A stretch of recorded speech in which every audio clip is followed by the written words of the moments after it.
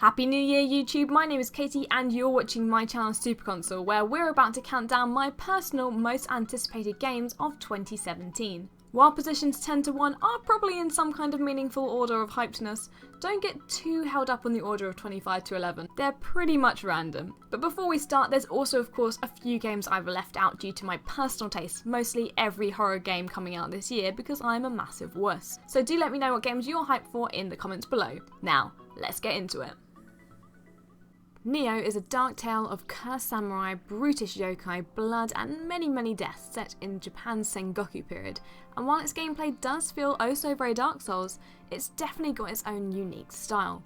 But hey, if grueling difficulty is your thing, then this beautiful yet bloody action RPG from Team Ninja might just be for you. Normally, zombie games really aren't my thing, but Bend Studios' gameplay trailers really look to show off just how beautiful Days Gone's rural setting is. And although that trailer showed a couple hundred too many horde zombies for my liking, I did like the look of the protagonist's burly biker style. Oh yeah. The majority of my early years in gaming were spent sat cross-legged, on the floor, hunched over my CRT TV set, mashing my PS1 controller and replaying Crash Bandicoot's Hog Wild level over and over. And you bet I'm ready to relive the heydays of the late 90s all over again with this remake. Thank you, Naughty Dog. I only recently discovered Ever Oasis and was immediately interested, not only because it's one of the only new IPs, or games for that matter, coming to Nintendo's sadly dwindling handheld, but mainly because of its gameplay similarities to Animal Crossing and Fantasy Life. You can't really go wrong there. Remember this one? Ninja Theory's astoundingly gorgeous Hellblade sees Viking Senua fighting not only with swords but also against her mental illness, and looks to be a truly intriguing concept, if it can be fully and truly realised.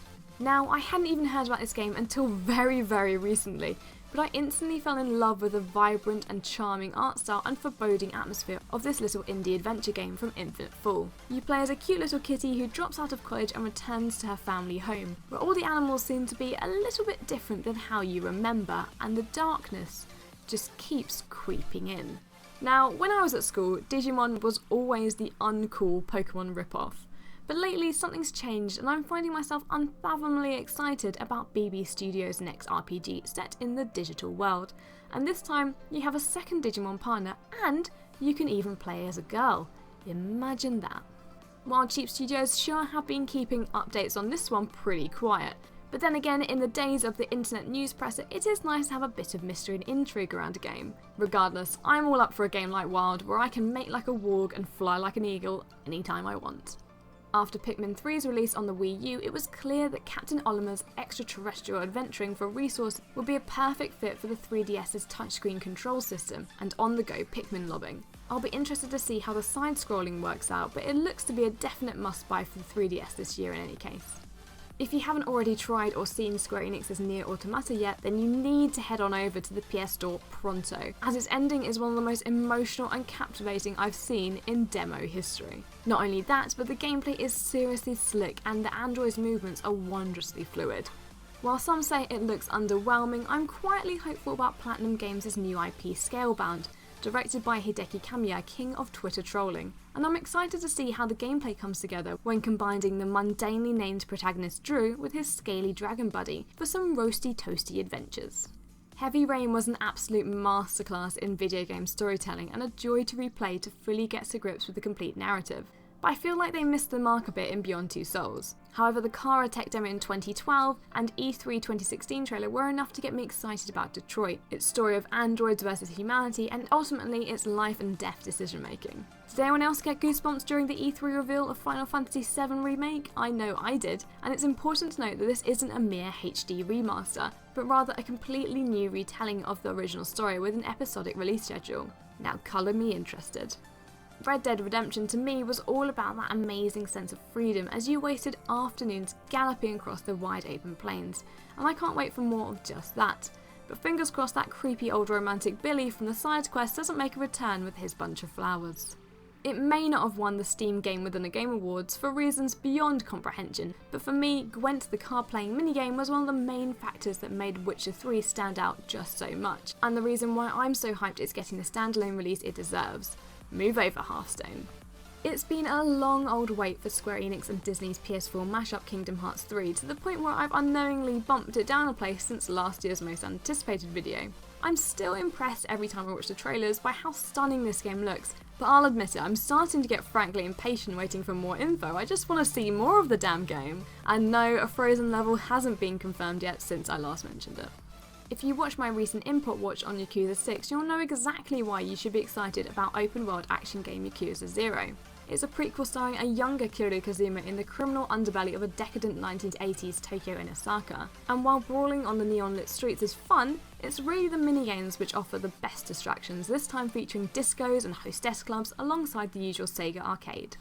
Okay, while this trailer I'm playing in the background makes Square Enix's next Dragon Quest installment releasing on PS4, Nintendo Switch and 3DS look like a horse riding sim, I promise it isn't. I just really liked the horse scenes. It is, however, another gorgeous looking JRPG sporting character design of Akira Toriyama and will undoubtedly be a system seller for the Switch in Japan. Watch this space. Whether you played the Dreamcast originals or not, there's no denying the importance of the release of Shenmue 3. And let's face it, none of you thought this was going to happen, but we're very thankful it did. The development seems to be progressing well, and I for one can't wait to see more scenes just like this. Now, I know for a game we know virtually nothing about, this is very high up the list, but you've got to remember this is a Kojima game we're talking about. A Kojima game with the same beefy engine powering Horizon Zero Dawn, and the eerily handsome Mads Mikkelsen mocapped into it. There's just something about its abstract trailers featuring babies, dried up sea creatures and warzone settings that says it's either going to be pure genius or utter madness. And you know what? I'm pretty game for both. There was something really magical about my experience playing Playtronics and Ukulele at EGX in Birmingham last year. You can really tell that a lot of passion and care has gone into this collectathon, from its gorgeous, colourful art style and fun platforming gameplay and brilliantly witty script. And yeah, it's a lot like Banjo-Kazooie, and that's a good thing. Danganronpa 1 and 2 are without a question the best things to ever happen to the PS Vita, and while I'm sad that the third entry will be departing its handheld home, I'm unbelievably excited to be reunited with my buddy Monokuma on the big screen. While for the moment it looks like more of the same killing games with fast-paced class trials inflicted on unsuspecting teenagers, with a theme like Psycho Cool, what can really go wrong?